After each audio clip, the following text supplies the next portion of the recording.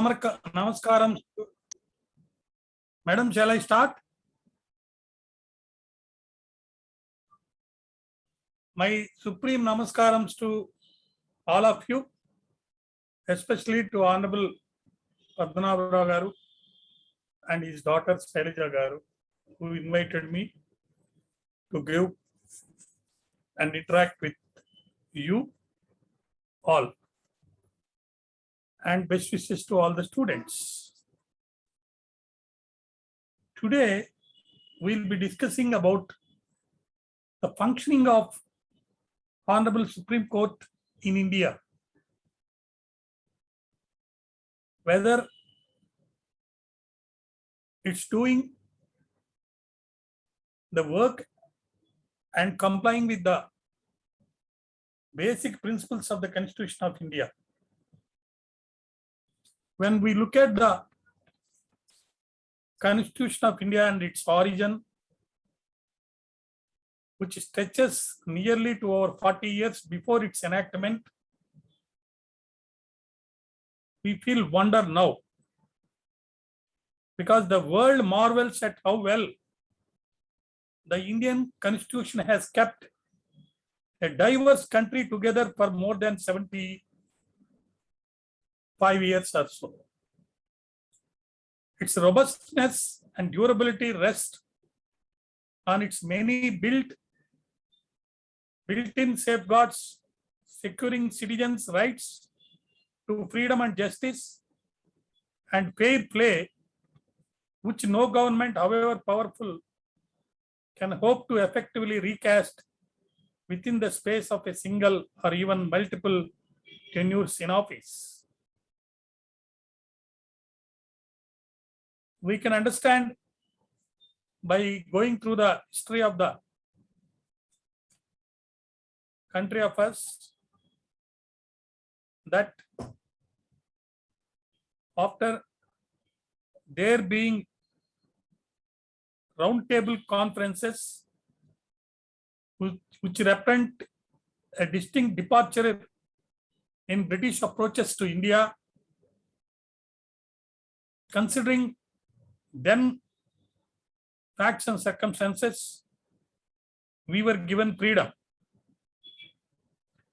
The British recognized that there was a clear recognition of British country that the subcontinent was becoming increasingly difficult to manage by them, and unless some sort of autonomy was given by leaders like Mohandas Karamchand Gandhi and Jawaharlal Nehru, who believed in peaceful protests were influential, there was also an armed struggle would follow, possibly under a leadership like Subhash Chandra Bose. We have to recognize then situation that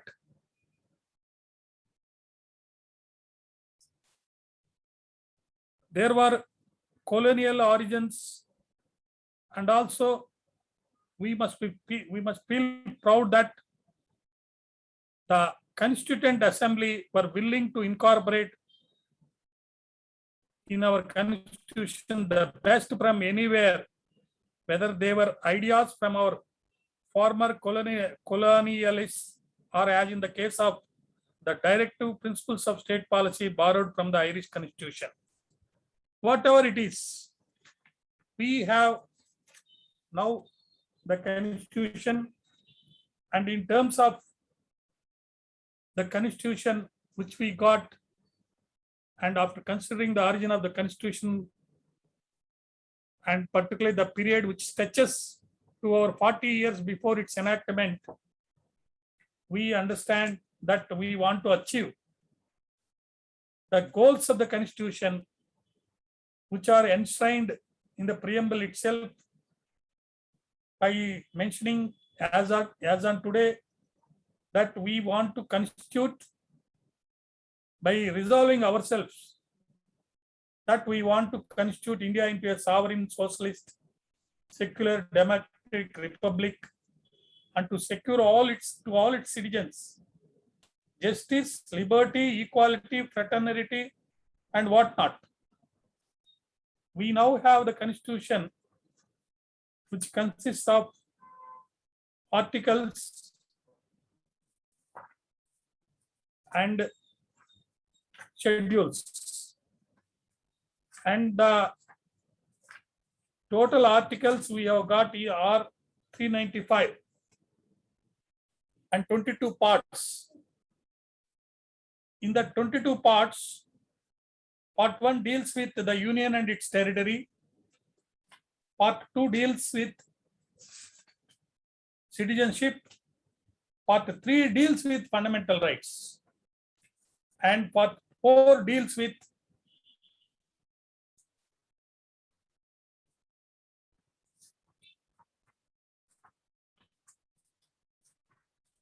directive principles of state policy.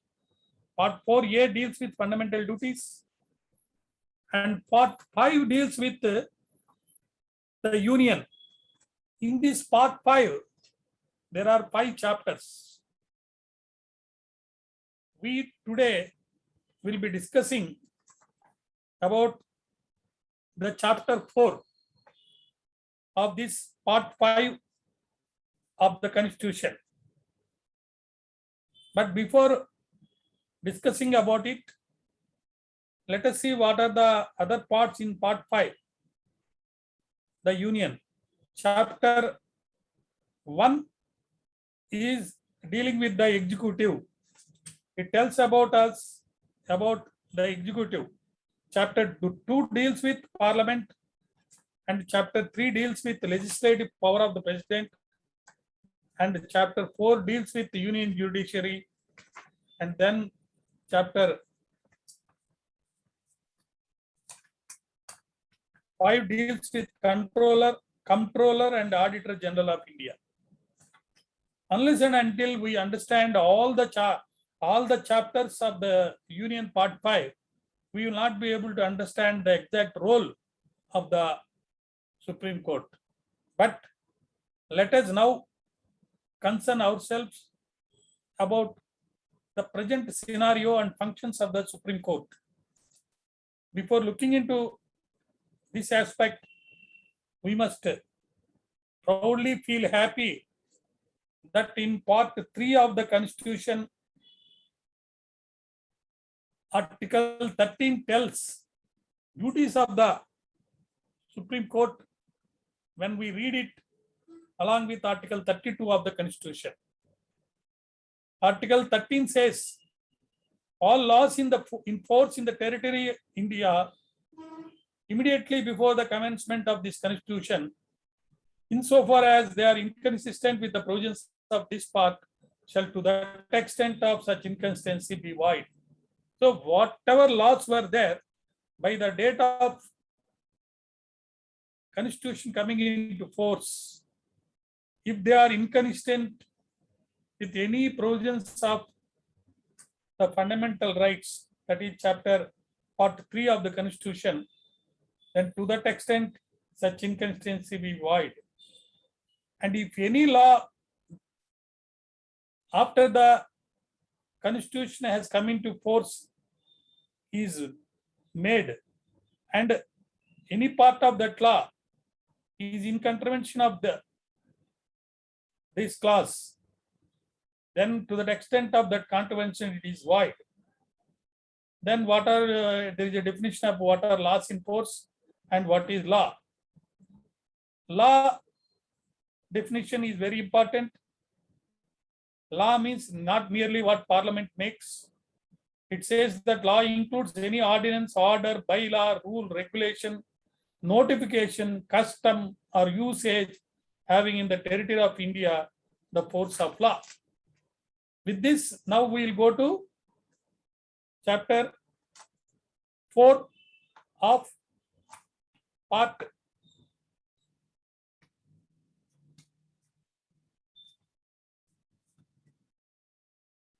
5, which deals with the union. In that chapter 5, in that part 5, there are 5 chapters.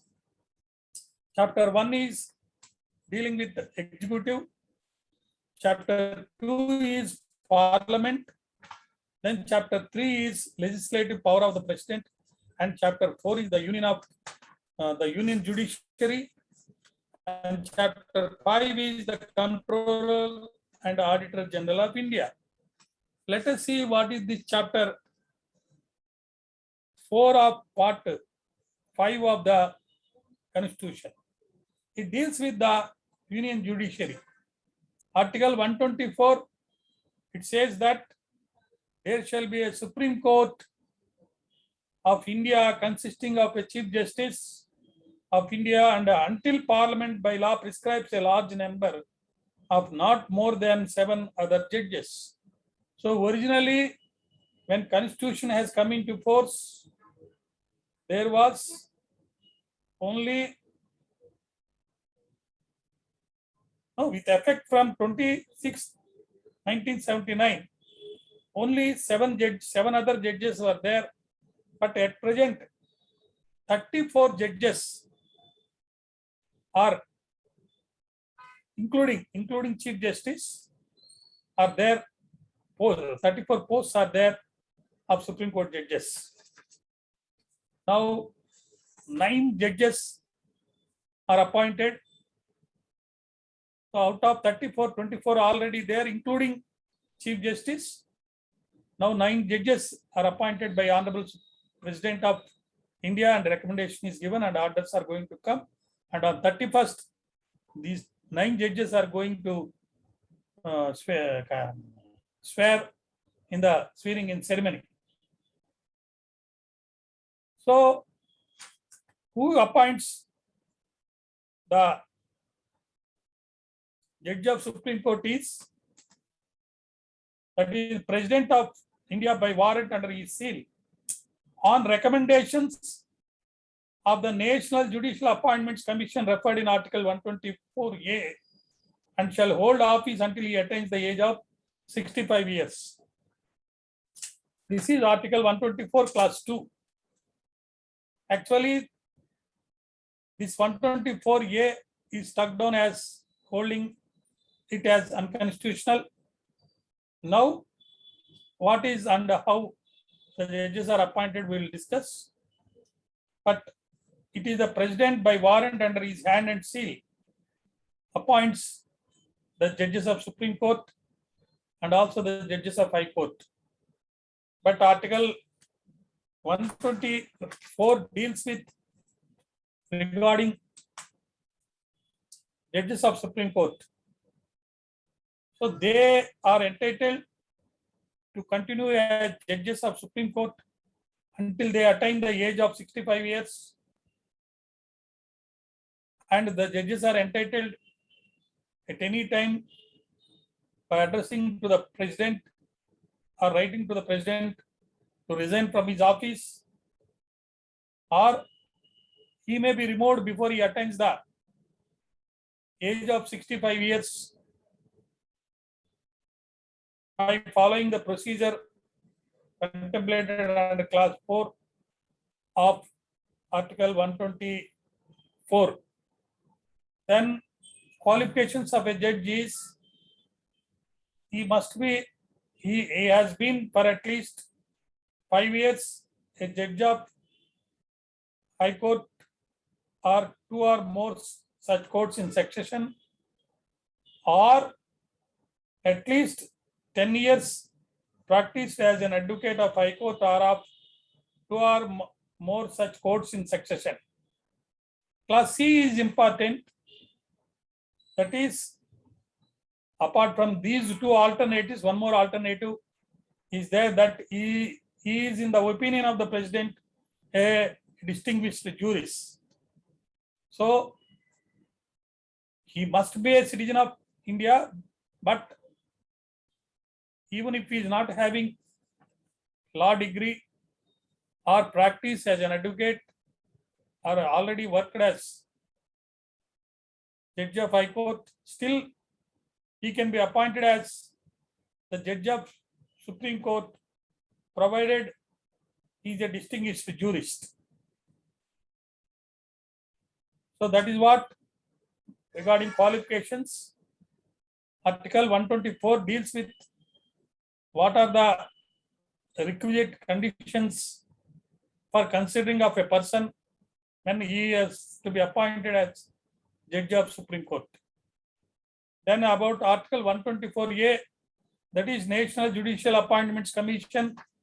It is already struck down as unconstitutional.